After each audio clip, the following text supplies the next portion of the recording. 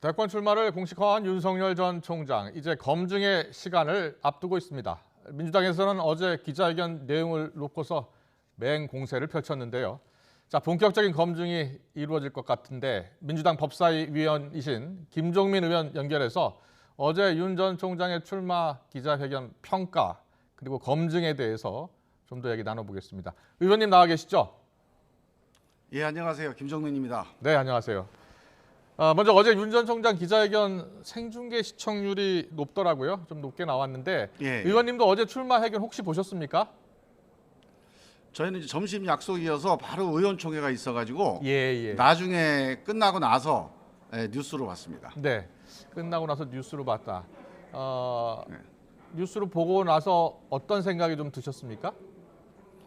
저는 상당히 깜짝 놀랐는데요. 뭐 이제 정치를 시작한다고 이제 뭐 선언한 거 아니겠습니까? 네.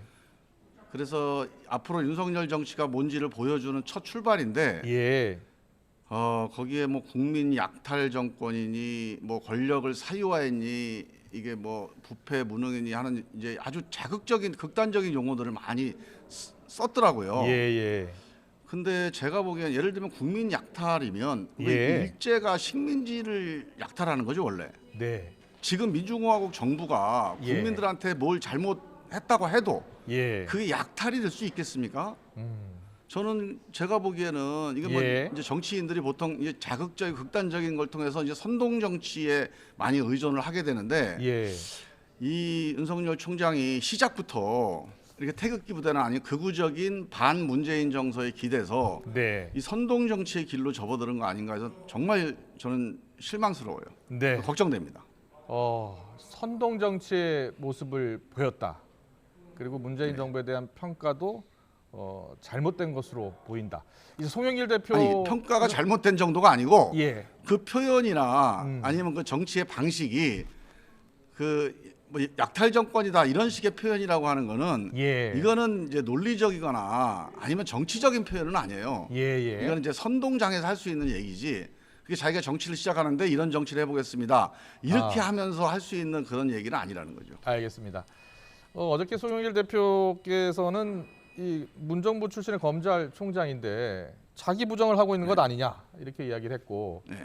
또 이런 비판도 나왔습니다. 무능한 검사의 넋두리였다. 강도 높은 비판이 이어졌는데 당내 분위기는 좀 어떻습니까? 저는 이제 대개 저도 의원들 얘기를 많이 들었는데요. 일단 다들 놀란 게 윤석열 총장이 약간은 좀 이렇게 중도적인 그런 방향으로 좀 가지 않을까 이런 생각을 했던 분들이 있는데 의외로 상당히 극우적이다.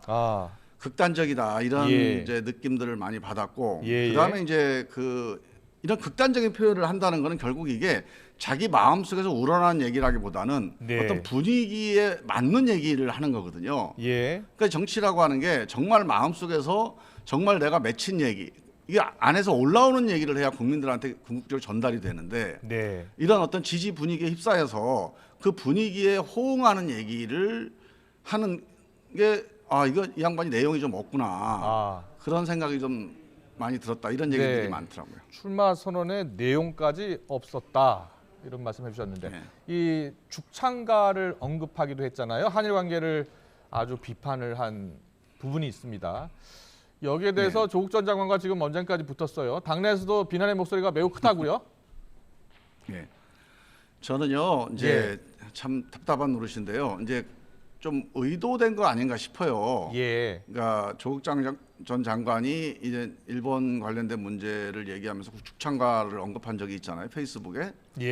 그런데 이제 그 죽창가를 언급한 게 무슨 논리적 맥락이 분명한 건 아닌데 그러니까 그걸 언급함으로 해서 조국 전 장관과 윤석열 간의 이 대립 뭐 이걸 좀 환기시키는 효과를 노린 거 아닌가 싶은데 저는 그거는 좀 부적절하다고 보고요. 일단 일본 문제는 우리 국민들이나 우리 정부가 무슨 죽창가로 일본을 뭐 무찌르자 이렇게 지금까지 대응한 적이 없어요. 그렇게 하고 있지 않습니다. 지금 우리 정부는 일본의 부당한 이 대응의 경제 압력에 대해서 또는 수출 규제에 대해서 우리가 정정당당하게 공정하게 대응을 했고요. 그리고 실제로 우리는 애초에 예상이나 우려를 불식시키고 뛰어넘어서 우리 중소기업들의 그 역량으로 이걸 뛰어넘었어요. 극복했습니다. 예. 근데 거기다 대고 우리가 죽창가를 부르면서 대응했다? 뭐 일본하고 무슨 싸움질을 했다? 이렇게 폄하하는 거는 이건 아무리 뭐 정치적으로 어느 한쪽을 좀 안쪽 진영을 자극하려고 한다고 치더라도 예. 이거는 제가 보기에는 뭐 공직까지 한 분이 이렇게 이런 그 정치적인 이런 계산된 이런 발언을 하는 건 맞지 않다고 봐요. 네.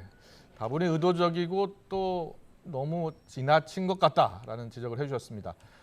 이제 윤석열 전 총장 우리 국민적인 이익에 예. 국익에 좀 침해될 소지도 있거든요. 그게. 예. 우리 한국 정부가 일본의 수출 규제하고는 일본의 그 어떤 그 징용에 대한 그 대응한 게 뭐 죽창가 갖고 싸우는 거다. 예. 이렇게 폄훼해 버리면 네네. 거기에 같이 동조했던 우리 국민들 또 일본도 얼마나 좋아하겠습니까? 예. 알겠습니다. 이제 윤석열 전 총장 이제 검증의 시간이 그야말로 다가왔습니다.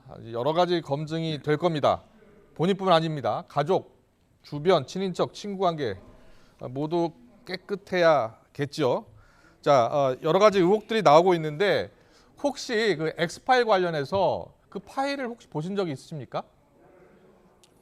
저는 뭐 엑스파일을 본 적은 없고요. 네. 지금 윤석열 총장은 사실 엑스파일이 문제가 아니고 예. 그동안에 나왔던 거론됐던 여러 가지 의혹들이 정리된 게 하나도 없어요. 예. 지금 제가 이제 윤 총장이 뭐 국민 약탈 정권이다, 뭐 권력 사유하다 이렇게 얘기하는데 네네. 이렇게 제가 정치하면서 느끼는 게 예. 이렇게 극단적인 말을 하잖아요.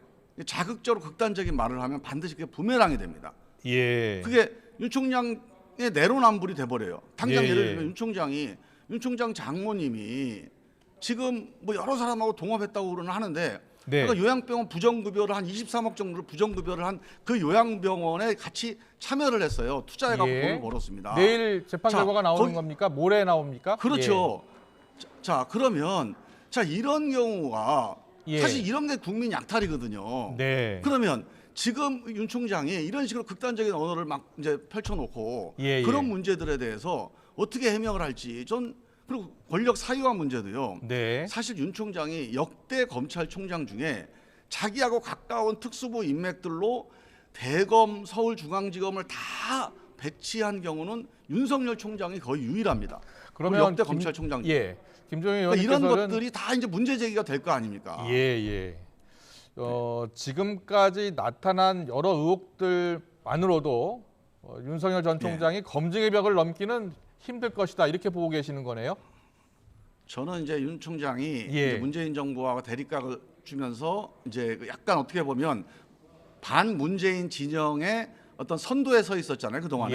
예. 그래서 이제 국민의힘이나 아니면 이제 그 문재인 정권의 비판적인 언론의 비호나 보호를 많이 받아온 겁니다. 예. 그래서 제가 보기엔 이런 의혹이 이렇게 숫자가 많은 공직자는 거의 없었어요 제가 알기에는.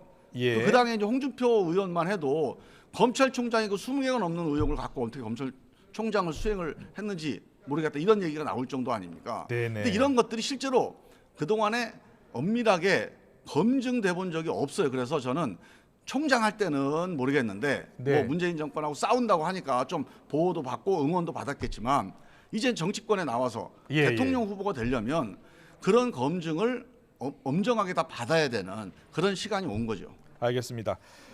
민주당도 이제 경선 논란 매듭 짓고 이제 대선 후보 경선 체제로 가고 있잖아요. 예. 9분 정도가 지금 지원을 하신 것으로 알고 있는데 혹시 개인적으로 지지하는 후보가 있습니까? 저는 뭐 다 지지합니다. 9분 다. 다 훌륭한 분들이에요. 좀 더 예. 가까우신 분은 누구십니까? 아니 가까우신 분들이야 뭐 사적인 관계는 여러 분이 있죠. 알겠습니다. 근데 하여간 대통령 후보로서의 자격은 다 있습니다. 알겠습니다. 그런데요, 흥행을 좀 걱정하는 분들이 있잖아요. 국민적 관심이 지금 높지 않다. 그래서 경선을 좀 연기해야 되지 않느냐 이렇게 주장했던 분들도 있지 않습니까? 어떻게 전망하세요? 경선에 좀 국민적 관심을 좀 끌 수 있을 것으로 보십니까?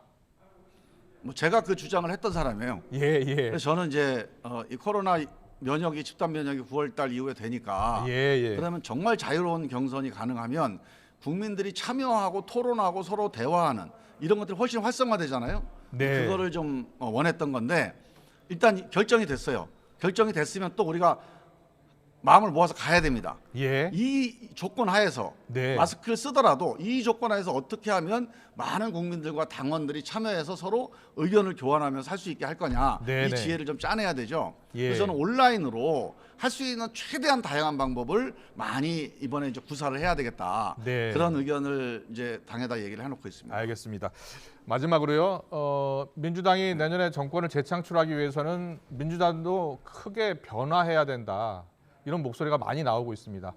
민주당이 앞으로 그렇습니다. 예. 어떻게 더 변해야 되고 그리고 어떤 후보가 나와야지 정권 재창출을 할 수 있을 것으로 보십니까? 저는 딱 한 가지 말씀드리고 싶은 게 지금 예. 많은 분들이 누가 내년에 대통령이 될까 이거 관심이 많죠. 우리 언론도 누가 대통령이 될 거에 관심이 많아요.